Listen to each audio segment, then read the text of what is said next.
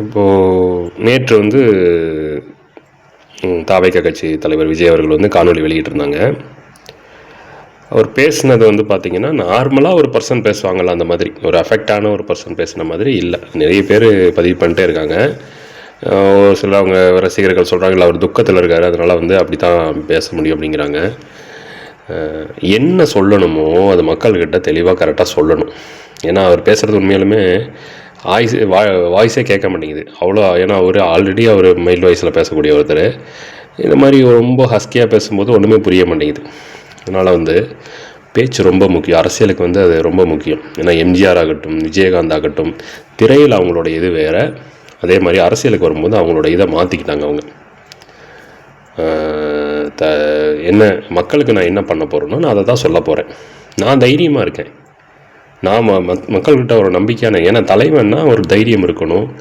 தப்பு செஞ்சால் மன்னிப்புக்கும் தயங்கக்கூடாது, நல்லது செஞ்சால் நன்றி சொல்லவும் தயங்கக்கூடாது அப்படிங்கிற ஒரு மனப்பான்மை கண்டிப்பாக இருக்கணும். ஸோ அதைத்தான் வந்து விஜய்கிட்ட எல்லாருமே எதிர்பார்க்குறாங்க. அவங்க ரசிகர்கள் உட்பட, கட்சிக்காரர்கள் உட்பட அத்தனை பேரும் அதை எதிர்பார்க்குறாங்க. ஏன்னா அது வந்து யாருமே ட்ரெயின் பண்ணி வரக்கூடிய விஷயம் கிடையாது. அது அவங்கவுங்களுக்காக உள்ளேருந்து வரக்கூடிய விஷயம். அப்போது இனியாவதும் அவர் அரசியல் தான் முடிவு பண்ணிட்டாங்கன்னா அதுக்கு எல்லா விதத்திலுமே அவர் வந்து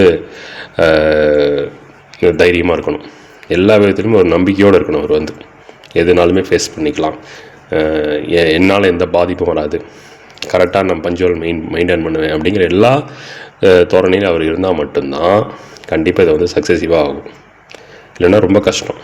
ஏன்னா இன்றைக்கி மீடியாவுடைய வளர்ச்சி, நிறைய காம்படிஷன் இருக்குது. அதனால் இதெல்லாம் கடந்து வர்றதுங்கிறது சாதாரணம் கிடையாது. அதெல்லாம் அவர் கடந்து வருவார் அப்படிங்கிறத நம்புவோம்.